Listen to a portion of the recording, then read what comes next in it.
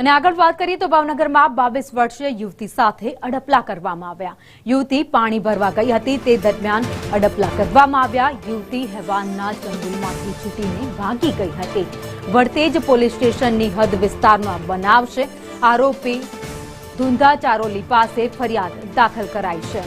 તો ભાવનગરના વરતેજ પોલીસ સ્ટેશનની હદ વિસ્તારમાં બનાવ બન્યો છે, જ્યાં 22 વર્ષીય યુવતી પાણી ભરવા ગઈ હતી તે દરમિયાન તેની સાથે શારીરિક અડપલા કરવામાં આવ્યા હતા।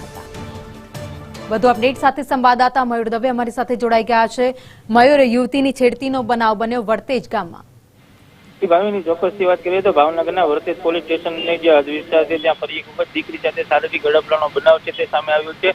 22 વર્ષીય જે દીકરી છે તે ગત રાત્રિના રોજ પાણી ભરવા ગઈ હતી। એ સમયે તેમની સાથે બળજબરી છે તે કરવામાં આવી હતી।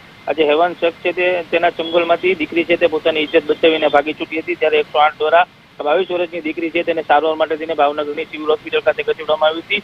ઘુઘા ચારોલી નામનો જે શખ્સ છે તે ગત રાત્રિના બકરા ચરાવવા ગયો હતો। એ સમયે જે આ દીકરી છે તે પાણી ભરવા માટે આવી હતી ત્યારે તેની છે તે છેડતી કરવામાં આવી હતી। ત્યારે વરતેજ પોલીસે ઘુઘા ચારોલી નામના શખ્સ વિરુદ્ધ છે તે ગુનો દાખલ કરીને વધુ તપાસ છે તે હાથ ધરી છે। ત્યારે મહત્વનું કહી શકાય કે જે રીતે ભાવનગર શહેરમાં આવા આવારા તત્વો છે તેની સામે કડકમાં કડક કાર્યવાહી થવી જોઈએ તેવી માંગ પણ ઉઠવા પામી છે। ભાવી, આભાર માહિતી માટે।